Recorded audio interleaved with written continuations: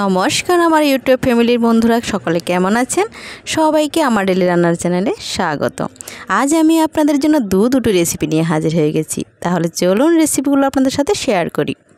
দেখতেই পাচ্ছেন এখানে আমি মাছ নিয়ে নিয়েছি। এখানে দু ধরনের মাছ নেওয়া হয়ে গেছে, বেশ বড় বড় সাইজের মৌরলা মাছ আর এইদিকে নিয়েছি ট্যাংরা মাছ। এই দু ধরনের মাছ দিয়েই আজকে আমি আপনাদের সাথে দুটো রেসিপি শেয়ার করব। প্রথমে মাছগুলোর মধ্যে আমি নুন ও হলুদ মাখিয়ে নিচ্ছি ভালোভাবে। দুই ধরনের মাছের মধ্যেই নুন ও হলুদ পরিমাণ মতো দিয়ে মাখিয়ে নেব। ছোট মাছ কাটা একটু কষ্টকর, কিন্তু খেতে অসাধারণ লাগে, তাই খাওয়ার কথা মনে করলেই কাটার কষ্টটা একদমই ভুলে যাই।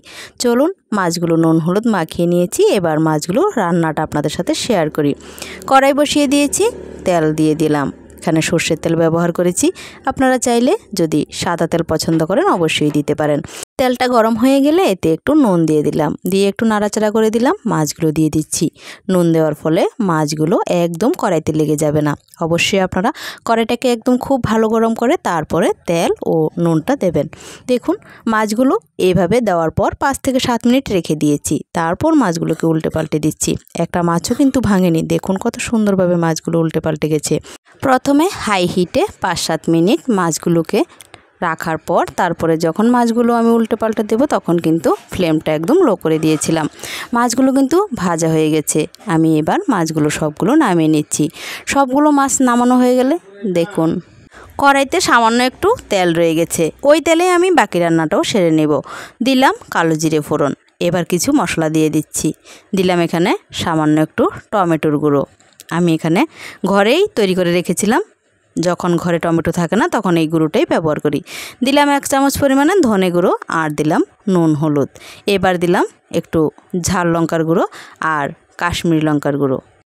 এবার সবটা মশলাকে আমি কষিয়ে নেব। তার আগে একটু জল দিয়ে দিলাম, নতবা মশলাটা পুড়ে যাবে।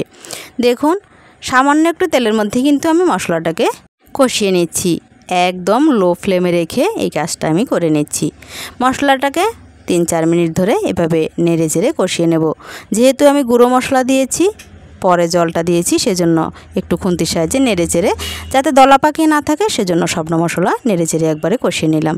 দিয়ে দিলাম এবার পরিমাণ মতো ঝোলটা দিয়ে মশলার সাথে ঝোলটা ভালোভাবে মিশিয়ে নিলাম। এবার এর মধ্যে ভেজে রাখা মাছগুলো দিয়ে দিচ্ছি। সবগুলো মাছ দিয়ে দিলাম। দেখুন তো, দেখলে মনে হয় কি না যে এত কম মশলা দিয়ে, মানে এত কম তেল মশলা দিয়ে রান্নাটা করেছি। কত সুন্দর হয়েছে দেখতে। ঝোলটা আরও একটু দিয়ে দিলাম। এবার দেখুন ফুটে গেছে, তেল ভেসে এসেছে। সামান্য একটু তেল যা ছিল সবটাই ভেসে উঠেছে। এইবার এই তরকারিটাকে আরেকটু ঘন করার জন্য আমি এর মধ্যে একটা সিক্রেট জিনিস ব্যবহার করছি। চাইলে আপনারা ব্যবহার করতেও পারেন, আবার নাও করতে পারেন। এখানে আমি সামান্য একটু চালের গুঁড়ো নিয়েছি, এটাকে একটু জল দিয়ে গুলে উপর থেকে দিয়ে দিলাম। এতে তরকারিটা অনেকটাই গ্রেভিটা ঘন হবে।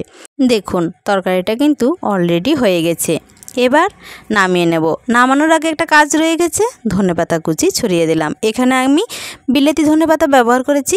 দেশি ধনেপাতা আমাদের এখানে শীতকাল ছাড়া পাওয়া যায় না, সেজন্য শীতকাল ছাড়া বছরের বাকি সময়গুলোতে আমাদের বিলেতি ধনেপাতা দিয়েই কাটাতে হয়।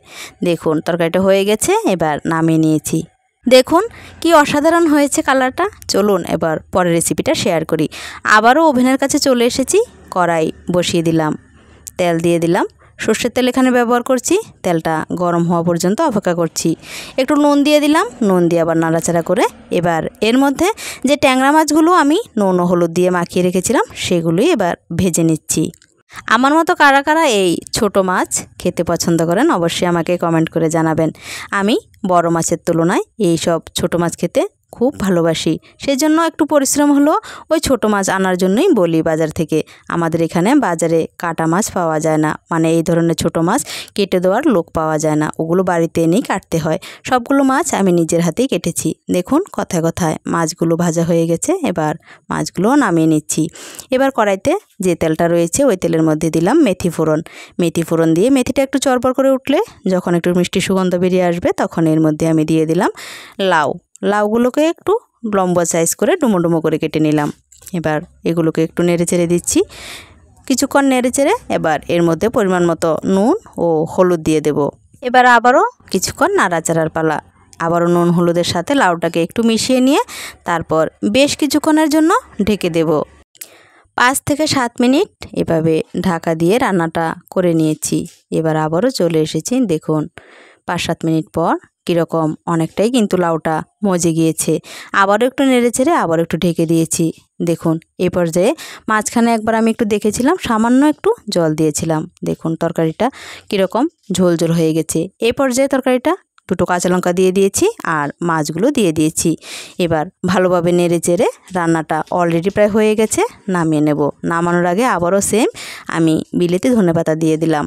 ছোট মাছ কাটতে কষ্ট হলো, রান্না করতে বেশ মজাই লাগে। খুব কম সময়ে রান্নাটা হয়ে যায়। দেখুন কত সুন্দর তাড়াতাড়ি দুটো রেসিপি রান্না করে নিলাম, খেতেও অসাধারণ লাগে।